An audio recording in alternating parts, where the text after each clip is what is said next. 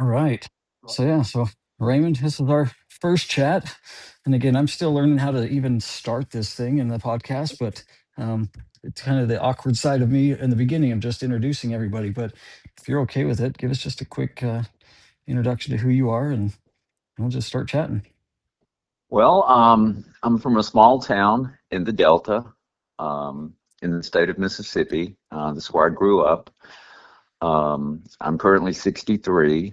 Um, I grew up as a gay man, and Okay. growing up in a small southern town, being gay was a very difficult situation, especially during the school years. A Yeah. lot of bullying, a lot of heckling, a lot of just struggle.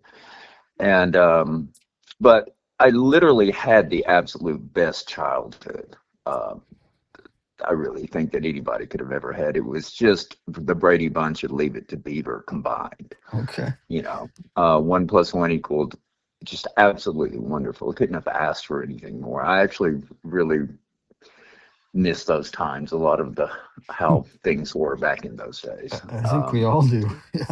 Yeah, I mean, it's just the tech and everything gets changed, and just how we live today. It's just not what I expected. But regardless of that, the teenage years were the most difficult. I struggled a lot. Didn't really want to go to school because of the bullying, the heckling, the all of those types of things. So ended up having to go to boarding school for a couple of years, and that was an additional struggle. And really didn't find myself. I mean, just really technically after adolescence, moving into teenage years was really the teenage years were just was lost, completely lost. Had no Yeah. identity. Um, a gay person that just wanted to be gay, just happy, but just struggled with society's view on that, and Mhm. didn't have a lot of friends. Had, of course, friends, but um, not the kind of friends that I in the teenage years you would really want. And so, however, that suddenly changed when I met this one person who's still my best friend today of almost 50 years at Wow. Baskin Robbins serving ice cream. And we went in there with my cousin, and we just hit it off like I don't even know how to explain it. And so we ended up all attending college together, and the dynamic completely changed. There was no bullying, there was no heckling, there was no embarrassment, there was none of that. It was just nothing but fun, acceptance, being in a group, having a great time, and which is what college years should be for, I would hope, for everyone. And Yeah. and that's just what it was. And that was still here in our little small town of Cleveland. And my best friend ended up moving away to Houston. Mm. And after about 6 or 7 or 8 months of not having him here, and we were so close, we were talking all the time. He was telling me about all the opportunities and the fun and everything that was going on down there, the clubs, just the kind of thing that, just intrigued me. And so I just took a leap of faith and moved out there and started working and got a job. I was in banking and finance. That's what I went to school for. I was working at a bank here in my small town. Well, actually in a town about 45 miles away while I was going to school. And we just started a life there. Nice. And it was an absolutely wonderful experience. I was there for about 8 years, but the most wonderful thing that came out of that was, while I was at the bank, I was a personal banking officer at a bank called First Interstate Bank, but it's no longer in existence. Um, we went out on June 5th of 1992. It was a Friday, with a group of friends from the bank and my best friend, to celebrate my birthday. And we went out to the club to go just have a few drinks and just listen to music and dance. And we were coming out, and I saw this person standing, looked like he was waiting for a ride, and that's what he was waiting for. And he had a friend, which at the time I didn't know, that was also waiting with him for a ride, but he went to get, I don't know where he went. He went to do something, and I was just enamored. And I introduced myself, and I said, "What are you doing here?" I said, "Are you waiting for someone?" He goes, "No, we're just waiting for a ride, but it's going to be really late." And I said, "Well, would you like to come to an after hours birthday party? Me and some of my friends and my best friend are celebrating my birthday." And he said, yes, he would. And his name was Alfonso. And I just, they say love at first sight. This to me was love at first sight. Wow. He ended up spending the night because it was late and I didn't want to drive him back to his apartment. And during the conversation the next day on the way back to the apartment, which in Houston was about 45 minutes away, to get anywhere in Houston takes forever. And part of his story was he and his roommate were having to move out. And I just abruptly said, why don't you move in with me? Why don't we move in together? And he said, yes. What? And I will tell you this, I'll fast forward you to get to the point that I'm trying to make. That was almost 30 years together, almost 30 years. And Wow. we lived in several different states. Our families got to be super, super close. Um, Most of his family is from Guadalajara, Mexico. He has a humongous amount of family in Houston, Texas. And of course, that's where we were. And we just absolutely had the best of life. I adored this man. I loved him ever since, like no other. And um, at some point um, during our time together, he became ill. Mm. And that was years ago. He actually died December 22nd, 2020. That was a Tuesday at 10:44 p.m. Wow. And when we were living in, I had a stint in Columbia, Maryland. I was GM in a hotel for a company out of Palm Beach, Florida. We were actually legally married on the steps of the Washington, D.C. courthouse on December the 3rd, 2014, which was a wonderful day. And we had waited so long to be able to do that. And we finally were able to do that. And he at that time had not obtained his citizenship. So when we finally got back to Cleveland and relocated back to help my mom, who was getting up in age, we contacted an attorney firm in Louisiana, and we started going through the process of getting him legalized. But during that time, he became ill with liver issues, and we were at the tail end of the process. And I just kept thinking and believing that he was going to get better, that things were going to be okay. I mean, he was born in 68. I was born in 62, so I'm 6 years older than he is. He died when he was 52, Mm. 52 years old. And that was just not the life I had planned. I had planned on me going first. Obviously, I was 6 years older, and for him to enjoy the rest of his life with what I had worked for and wanted to make sure he was taken care of. I loved taking care of this person. I loved giving for him. He gave me so much that I can't even explain. He was just the most wonderful person in the world too. I was blessed by God to have met him, and the tenure of our relationship, even through the trials and tribulations, the fact that we were able to stay together and make it work for that long, and we would have continued to be together if he had not gotten sick and died. But I cared for him up until the bitter end.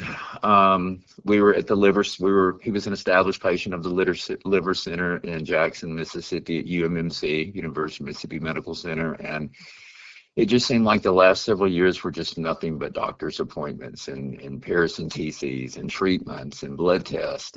But it didn't matter. I was still working full time. I had a really great hotel job in Natchez, Mississippi, and he worked here at a Mexican restaurant. We were friends with the owners and had been for decades. And he really loved what he was doing. And the dynamic worked for both of us. We absolutely loved it. He helped mother here, so I was very comfortable with that. And then I had during COVID, we were sent home, even though the hotel closed. We were still on the payroll, and we continued um, to have a wonderful life until it got to the point where he just started steadily declining. And I prayed to God. I did everything I could. I thought I was doing everything I possibly could, which I was. I literally was. And the interesting thing was, I just never thought, I never realized, I never gave up hope um, or faith that something would happen, but it wouldn't be him dying. Mm. I always believed that.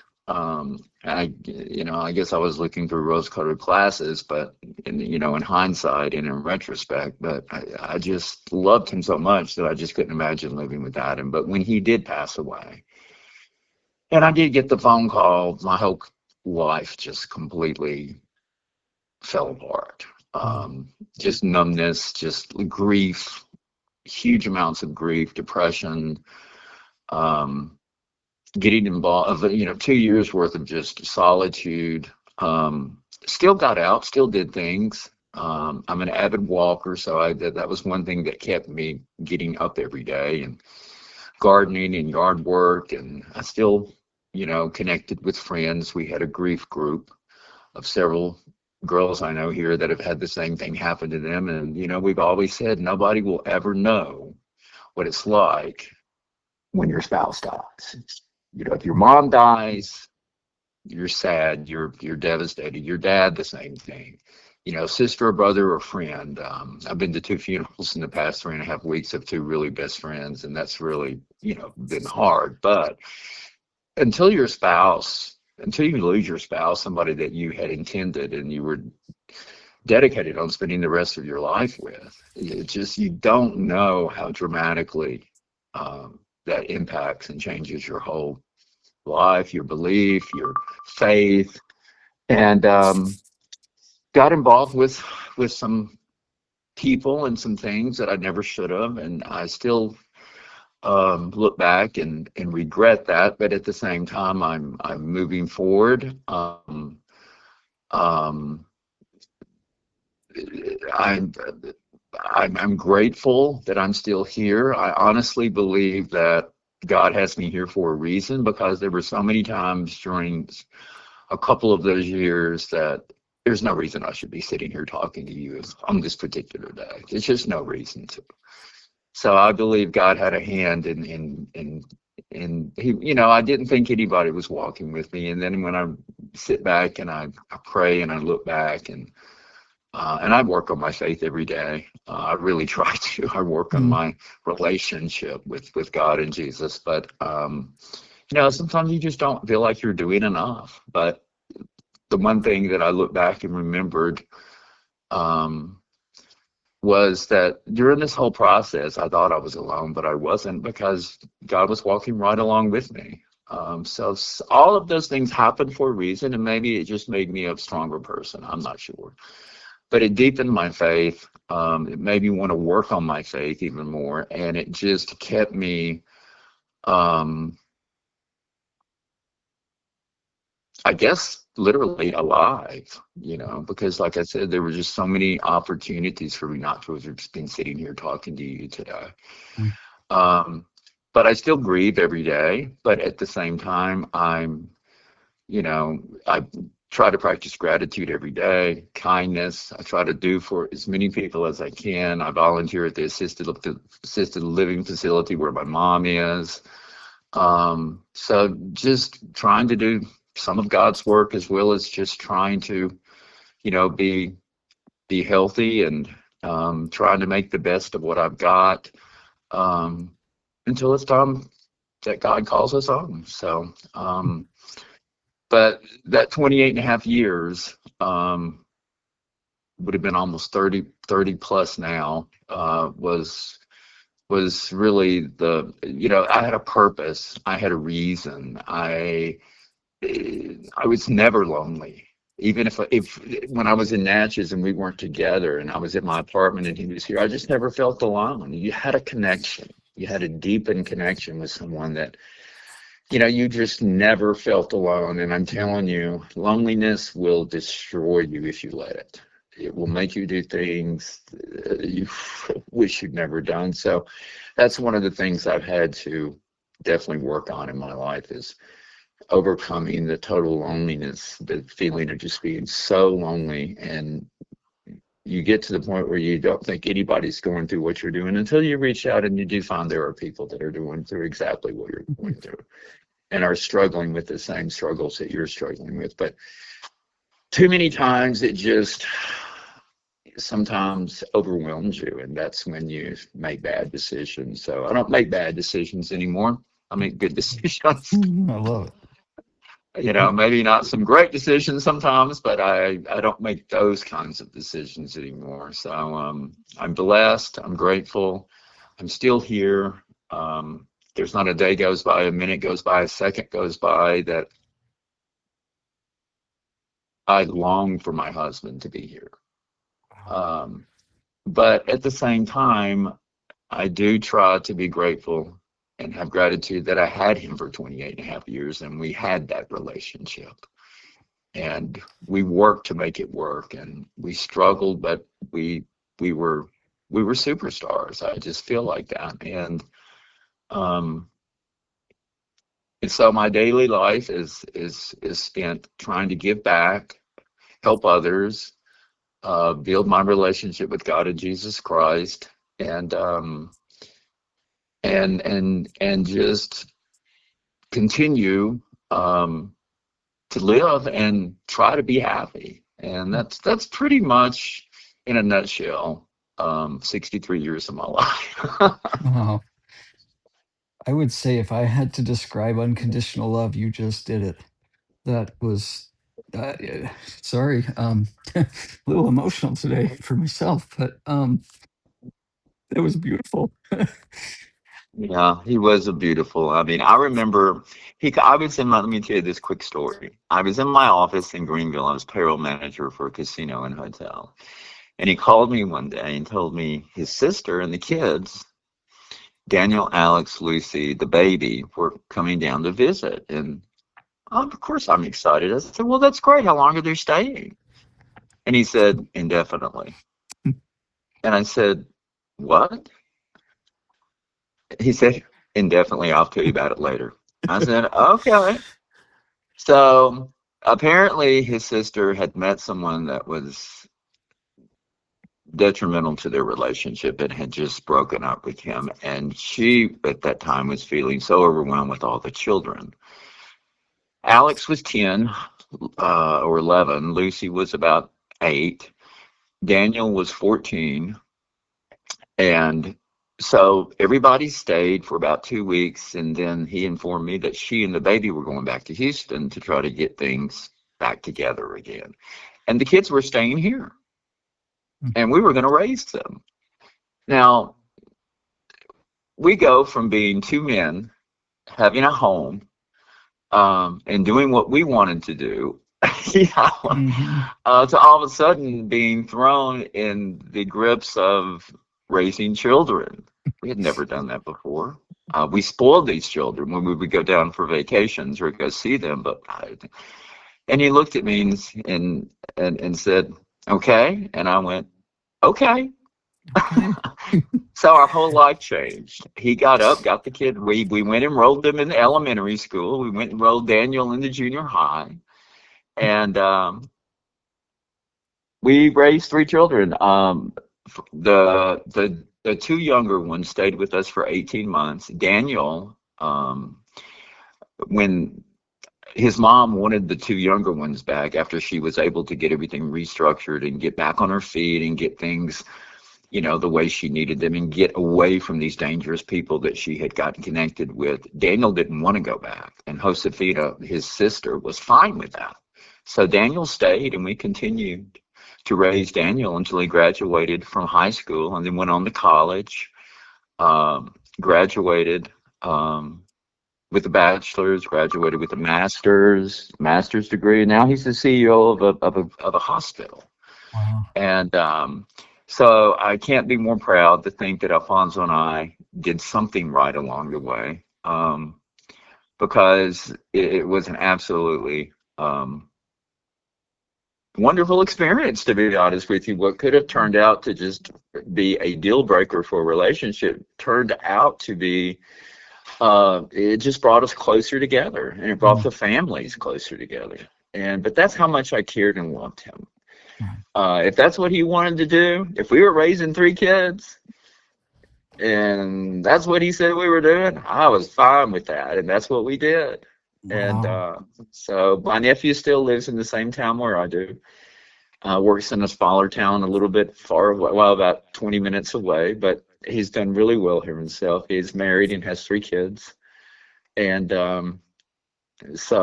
I feel like we did something right along the way. No, I would So, absolutely agree. Hearing that story and realizing how fast your relationship started with Alfonso, and then bringing the kids into your relationship and having that just be an oh, instant sorry. knowing. It was, Yeah, he was beloved by. I mean, he was loved by my entire family.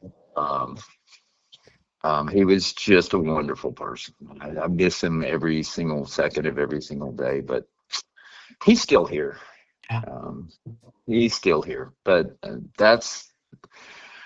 but it's hard, and I know people out there are struggling, especially in today's society. This AI and social media, and I get wrapped into that sometimes too, as I try to play around with some of this stuff that you know. Yeah, but luckily I'm a Dave Ramsey fanatic, so you know that's what keeps me grounded. But at the sure. same time, it's just I don't think we were not built to have to absorb all this information. Mm, And the thing I find interesting that he and I used to talk about was, we're the baby boomers. We were the ones that went through having none of this to having some of it mhm. to having it explode and then having all of it. Nobody else had that experience. So that's something I guess we need to be grateful for, but it sure is a different way. I mean, a different world we live in is 10, 20, 25, 30 years ago. It's a challenge. Yeah, I just left my oldest daughter's house, went and saw the grandkids today, and in our area, they're building a massive data center that's just out in a it's called Box Elder County, and she's telling me it's going to be the size of Salt Lake City. I'm thinking, Oh yeah, my when you talk, gosh. and it's all to support AI. It's all to house all this AI infrastructure, and realizing how fast our world is changing is different. It's scary. It's a whole thing to worry about in the future. But yeah, it I know is. my dogs. I'm sorry. I Oh, apologize. not a worry. We've got two dogs here myself, and so I sometimes will close my front blinds so the little one doesn't bark at the neighbors because he thinks he's a guard Yeah. dog. So, but But so you but anyway, that's my story.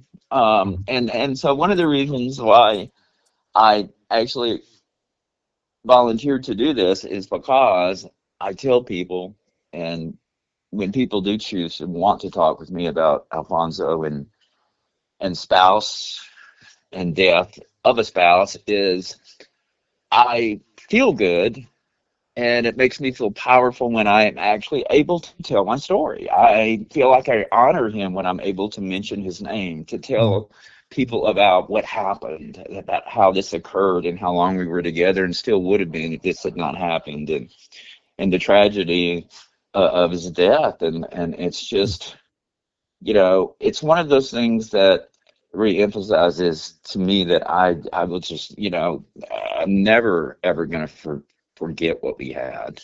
mhm, And it just, I think, soothes my soul a little bit and helps with my grief. Um, when I'm able and have the opportunity to be able to share it with somebody, regardless of whether it's a stranger or a person or a group of people, because I just feel like it's necessary. It helps the mind, the body, and the soul. So, absolutely. And that's one thing I'm kind of going through myself is I've spent a long time being the tough guy, not crying, not letting my emotions be shown, and I just felt like I was drinking from a fire hose lately on just learning how to change those ways of thinking and and partly just your story alone goes to, tribute to the life you've had. But that's what I've been sharing with my daughters lately is it's okay to grieve a relationship or to remember a good time, but the reality is that's still yours to own. That's still your happy time. That was still something that was such a strong and powerful experience that it's not over. It's just different right now. No, no, So it's not over. So you are, I read part of your bio. So you were in a corporate environment and then you just decided that, yeah, I kind of real quick bullet points, but I had my first daughter when I was 19 years old. At that point, I was just out of high school and was working two full-time jobs to provide. And I did screen printing for a little while, doing T-shirts and embroidery as a 19-year-old, 20-year-old, and then was working at Kinko's before FedEx bought them out. So running a little coffee center at night, and right, then kind of got into large format printing and digital stuff and banners and signs and graphics. Had an opportunity to go down to Louisiana after Hurricane Katrina to open up a sign shop for FedEx when they were doing stuff with Red Cross and FEMA. Then moved into a network marketing type company. So the MLMs or the pyramid schemes here in Utah is a big thing, and did really well with that. We helped a group launch. We took and opened up all of South America. So I helped a group of distributors open up Colombia and Brazil and Peru, wow, and did a lot of that. And was thought I had life made. I was one of the top income earners, or up near the top of a company that was doing really well. And all of a sudden, in one day, that the owner decided to stop shipping the product internationally, and everything that I had created or been a part of was gone in one day. Um, oh gosh, Being able to talk to people, and there was times I was the guy on stage at convention and talking to everybody about motivation and how to build a business, and that disappeared from me in one day. And a friend of mine that was a part of that company was selling cars, so I joined him in the car business and sold cars for about 5 months. Did really well with that, and they moved me into the next level. So I was the floor manager, or the closer is what they call it in the car business. A salesman doesn't get you to say yes to a car deal. I got brought in to come in and get the yes. Um, Became one of the top guys in a large corporate department there. They recently sold out for $3.2 billion, had 64 dealerships. Um, in that time, I got moved into finance. So that was the section I just left. Was I was a finance director for a large corporate dealership, and I've been in the car industry for about 13 years. So kind of wow, fast forward to now, the current time, I had just got to the point where I felt like I was good at communicating with people. I could kind of portray the you're buying a very expensive car and things break, and buying a warranty, a service contract, buying the maintenance, the gap, all the stuff you do to protect a car was something that I just was really good at helping people see that side of essentially the fear, right? My car breaks down and I can't afford to fix it. What am I going to do? right, And had produced a very nice income, and we had a great life for a really long time. And it just started feeling like it was me taking away from people versus giving back. And I mentioned I had a really abrupt spiritual awakening. Mine came on induced from a large dose of psilocybin. I'd taken the magic little fun guys, and it oh, was a life changing experience for me. That night, I ended up falling off my bed. I was laying on the ground in between the wall and the bed. So imagine like a little 2 foot walkway between the bed and the wall. And I kind of found myself laying on the ground with my hand knocking on the bottom of my bed, telling myself to wake up. And to this day, I don't know if I was awake or if it was a subconscious thing, but I kept telling myself, wake up, Cody, wake up. Um, about 30 minutes of that, I sat up on the bed and wondered what the heck was going on. And realizing that I had taken a large dose of mushrooms, and things were very different in my mind at the time. And as that kind of subsided and I came back to normal reality, I realized that there was a massive shift in the way I was thinking. And to say that I understood unconditional love was an understatement. I loved everything at that moment. I couldn't stop crying. I just had this overwhelming joy of knowing that the world could be good. And 2 years from that experience, I was still having those same feelings that something needed to change, and I was no longer happy with being really good at my job. And it just got to It the point just where, didn't fulfill you. yeah, and I kind of backing up. My parents were divorced when I was 8 years old. My my grandparents my grandparents' brother, my uncle, was the governor of Utah back in the 80s, Calvin Rampton. I never knew that side of the family. My dad being adopted, we were not really around that family very much. But the Rampton family had paid for the divorce when my parents divorced, and my dad was given custody of me and my two younger brothers. And I spent most of my childhood years raising my brothers and being there and supporting them because I didn't have the dad that I thought should have at all probably never been given custody of children. To this day, I've asked him to please not contact me because the relationship's just toxic. And so I spent my career trying to chase the dollar, trying to build an income and to have the $1 million house. And I drive a stupid expensive truck because I've worked my butt off to have it. And all of a sudden, in a moment, none of that was made me happy. It was the realization that I had chased this idea of success for so long, and my kids were given everything that they ever wanted. We've been on 15 Hawaiian vacations. I know some people dream about that their whole life. Gosh. And I thought that was how I was loving my kids, was giving them everything they ever needed because I never had that as a child. I wanted the dirt bike, I wanted the BMX bike, I wanted a puppy, and never had that. So I wanted to provide that for my kids. But that moment in that shift of my thoughts was everything I was giving them a great life, but they didn't know who I was. My youngest daughter, Right. she's now 17, but she used to call me the gone dad because you're always gone working. And that Oh, to this day still affects me. I spent a long time thinking I was providing, and what I was doing was really separating my relationship with my family. Um, so I've spent the last little while trying to fix that and kind of reconnect with my kids and realize that, and my daughter said, we've had a great life, Dad. We have everything that we've ever wanted, but we just don't know who you are. And so sorry, like I said, it's been an well, emotional day for me, bro. here's the journey. So I'm Here's on the that new journey path. for Yeah. you. Yeah.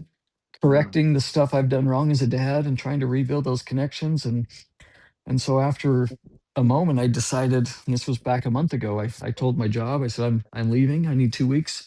And they said, we don't give 2 weeks off at a time. In the car business, I was the only finance guy in the dealership. So if I wasn't there signing paperwork, then it wasn't getting done correctly. They were kind of doing it half-assed, if you will. And I'd come back from a day off and have to fix things. And I said, I don't care if you don't like me not going for 2 weeks. I'm either going to come back to a job or I'm going to come back and find a different job. But I need time to figure out who I am.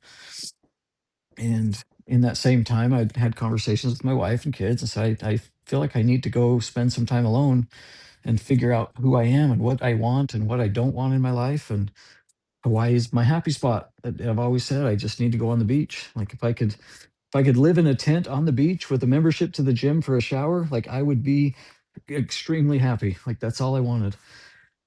And so I did. I booked a trip, went to Maui with myself the beginning of April. The last day of March is when I flew out and spent 10 days on the beach by myself, hiking through the mountains, up and down through Haleakala volcano. I just spent hours at a time meditating and grounding and really trying to define who I was, because that was all I could tell people. I was a finance manager. I'm the guy that drives the $120,000 truck. I do my own yard work. I like to stripe my grass so it looks like a golf course. Like I I was know. I know. labeling everything about me, but it was nothing defining me. And that's what happened on that trip to Maui. I sat there long enough in complete silence by myself, wondering who I was, and realized that I wanted to be somebody that gave back to people, that was a part of somebody's memories, their happy times. And that was my plan, was to come home, quit my job, sell my truck. The equity in my truck was going to fund my bills for a year. And I told my wife that I'm going to figure out in this next year what type of company I could create that would allow me to feel like I'm giving back versus taking from people. And 2 days after I made that statement and I gave my notice to quit, my little brother he lives in Alaska, and it's my half brother.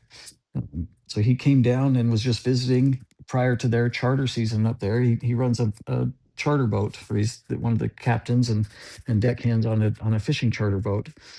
And we just got talking. We were sitting up at some hot pots up here and some mineral water, and got talking. He said, there's such a big demand for more boats up there that he's like, you should just buy a boat. I'm like, okay, done. I told him, I said, I don't like fishing. I don't want to eat fish. I don't like fish. I don't want to touch a fish, but I want to be around people that are enjoying their time. And if I could be a part of their family's vacation memories, that felt like I was fulfilling my why at the moment. And so that's been the plan that got put into action. And in about 2 weeks, I'll be going up to Alaska to check out some boats and see his life and his experience. And that was kind of my career thought, is I get to leave a job and go start a business and be a part of families' memories and things that they plan to go do that they're excited about. And then I left my job after the 2 weeks, and I driving away, I just broke down. I started crying and I didn't know why. I had quit and returned to the car business 3 times in the last 2 years, knowing that it just no longer felt good. And so in that moment, I figured I'm going to record myself in these emotions so I know why I won't go back to this job that kept draining me. And the day I posted that video, which I think was April 29th, my day one video, was I had 212 followers on TikTok. And so I thought, this is a place I can store this video. It's going to be there for my memories. Nobody's going to see it. Nobody cares. And 24 hours later, I woke up to 20,000 followers and about 1,500 Wow. personal messages. I had received over 1,000 messages on my inbox from people saying, "We feel you, and we are wanting the same thing." And it just has grown from there. So here we are, 2 weeks from that day, and I've been able to speak to people in 9 different countries. I Now this podcast idea has started, and I, at a very large scale, have been able to be a part of other people's memories and their experiences, and it's unfolding every day as it goes. And I'm learning. I don't do social media. I don't understand how to do most of the stuff that's happening right now. I'm watching YouTube videos to figure out how to create this calendar idea. Um, and it's literally, I believe, I told my wife, I believe that what happened is I finally defined what was no longer good or what I wanted in my life. And I was then willing to accept everything other than that. And here we are. So I'm so it's happy for you. it's I'm so been a happy for journey. you. It has been fun. So, and to be able to have the conversation with you like this, and you to share such deep and emotional experiences, I don't know how this would have ever happened with just meeting a stranger and having this type of a connection within a matter of minutes. So it's truly, I'm just allowing the universe to show me how great people are, and I keep getting more and more experiences like this with you, Raymond. So It's almost like a it's godsend. it It's almost just like an opportunity for maybe some folks you've talked to, give them back uh, the idea that the world is still good. There are really great and wonderful people in the world.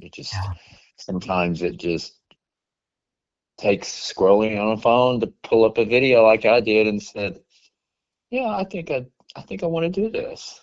So yeah, I did. it is. I And I'm glad I did because I'm glad I got to share my story with you, and I appreciate you sharing your story with me. It's very uplifting, Absolutely. and your authenticism from your videos, I think, really shines through. And I'm playing with some of this TikTok stuff and noise stuff just to try to make some extra passive income, whatever you want to call it. But it's a struggle. Yeah, It's a struggle for me, but anyway, it was when I saw that and I watched it, it touched me, and that's like, sure, I'm positively sure that's why I chose to book yeah. to book an appointment. So I'm extremely grateful for you, and I'm so glad we have had this opportunity. I do have the next call coming up, but if there's one thought that you could share with us on anybody that might be going through a journey that you've gone through, or experiencing the loss of somebody, what would be some advice you'd like to leave anybody? You continue to build your relationship with God. God will see you through this and walk with you. You will never walk alone if you have God and Jesus Christ by your side. Beautiful. That's what I would tell anyone. You will That's, never walk alone. yeah. I always think of the poem Footprints, right? Footprints in the Sand. And that was something that kind of resonated with me while I was in Maui. I'd spent most of my time barefoot when I could and walking along the beach. And there was times I would walk and look backwards and just see my own set of footprints, and had that poem would come to mind, right? That in the darkest times, why did you feel like I was left alone? And God, in that poem Yeah, speaking, right? It was not the times I left you alone, it was the times I was carrying you. And exactly. there is absolutely something larger than us that is here protecting us and watching us and walking with us. So I know yeah, that. Like I said, there are beautiful. many instances I should not have even been here, and there's a reason I'm here.